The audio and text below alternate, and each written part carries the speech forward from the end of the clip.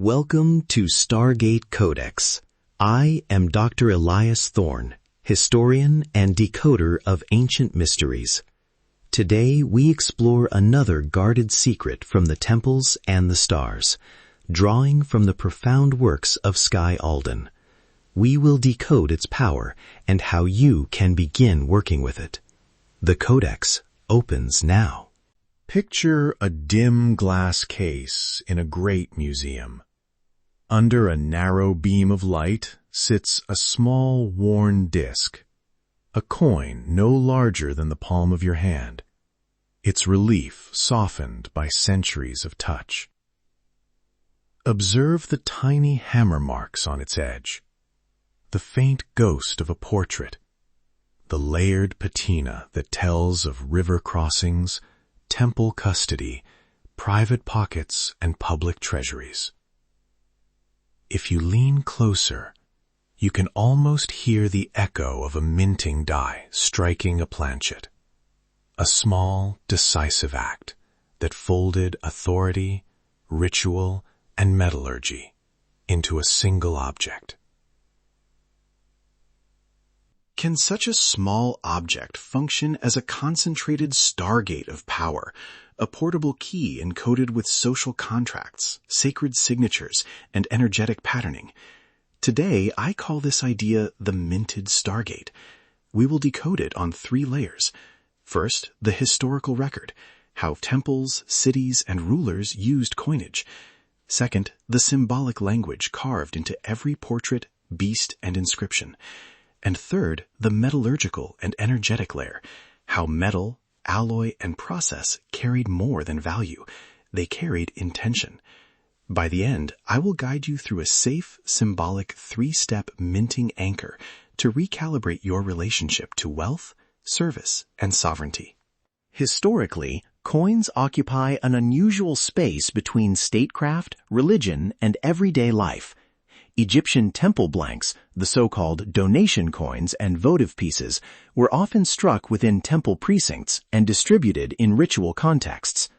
Greek city-states supplied civic coinage marked with emblems of patron deities or local myths, literally carrying a polis's identity into trade. Roman imperial issues broadcast the emperor's portrait and slogans, forging loyalty across distant provinces. In medieval Europe, mints were often attached to ecclesiastical or civic institutions. The very act of stamping metal became a public affirmation of authority and order. These are not speculative notes.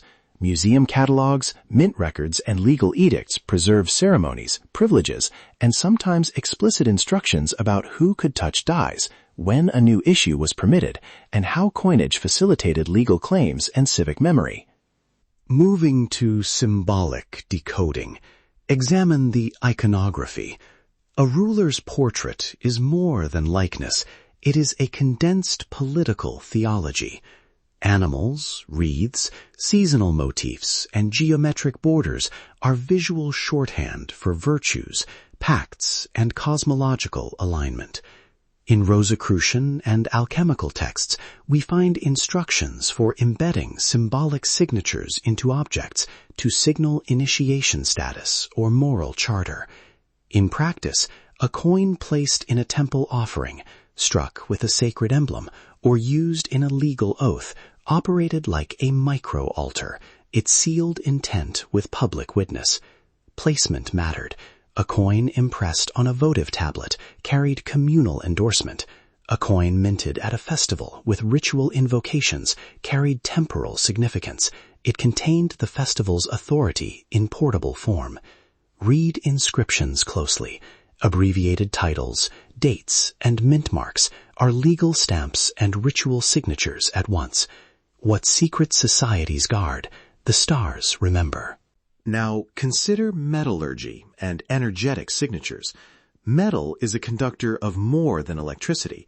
It records process. The choice of gold, electrum, silver, copper, or alloy was intentional, not merely economic.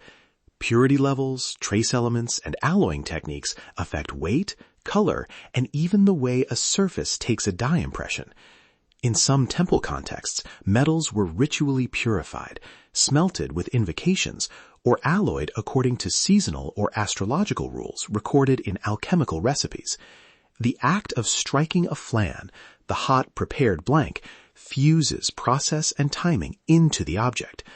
A coin struck during a solstitial rite from a deliberately balanced alloy carries a different communal signature than a mass-produced token. The material, the process, and the timing encoded a multi-layered energetic fingerprint that communities recognized, reused, and honored. Before we move into practice, an important ethical and legal note. This episode does not endorse illicit minting, forgery, or any activity that violates law. Our focus is symbolic, historical, and energetic, inner work rather than changing physical currency or evading legal frameworks. If any ritual or practice touches financial behavior, practice within your legal obligations and with integrity. With that boundary in place, we now step into a safe, symbolic activation, the minting anchor. Minting anchor. 3 steps for symbolic recalibration. Step 1. Preparation. Choose a small coin or token you already own. Something legal, ordinary, and personally meaningful. Hold it and state your values aloud. Service, stewardship, creativity, and fair exchange. Visualize the coin as a miniature altar. Breathe deeply 3 times, feeling gratitude for what it represents. This is symbolic work.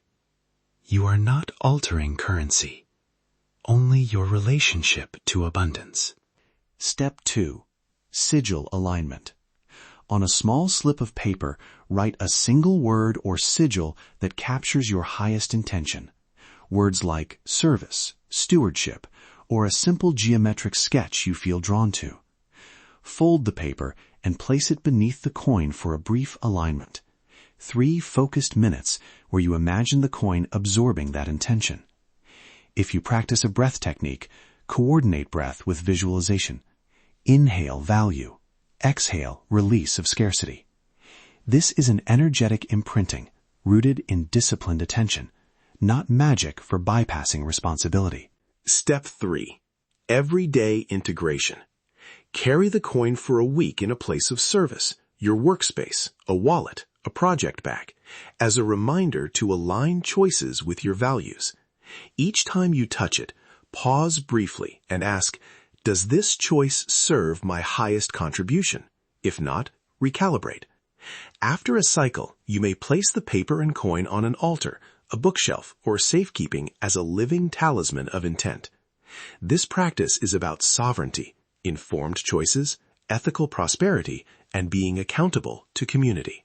To recap, coins and temple mints carried law, ritual, and energetic signatures, a minted Stargate that condensed authority into portable form. The historical record shows documented rituals and civic functions. Iconography and inscriptions reveal symbolic codes. Metallurgy and process encoded energetic intent. Risks are real. Misinterpreting ritual as license for illegal action, or treating symbolic work as a substitute for ethical labor. Mitigations are simple. Stay within the law. Align abundance with service. Consult primary sources and trusted scholarship, and practice measurable stewardship. For a short microactivation now, breathe with me once. Inhale a sense of responsibility. Exhale the need for accumulation for its own sake.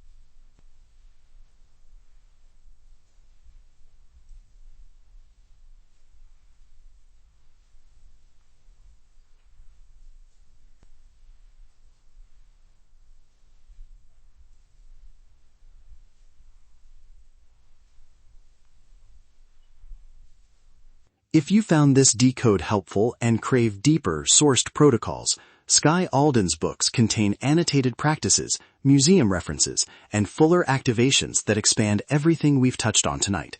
Explore her work for primary sources and step-by-step ceremonies that remain within ethical practice and historical context. That is the ancient gate we decoded today. That is the hidden teaching. And that is your activation.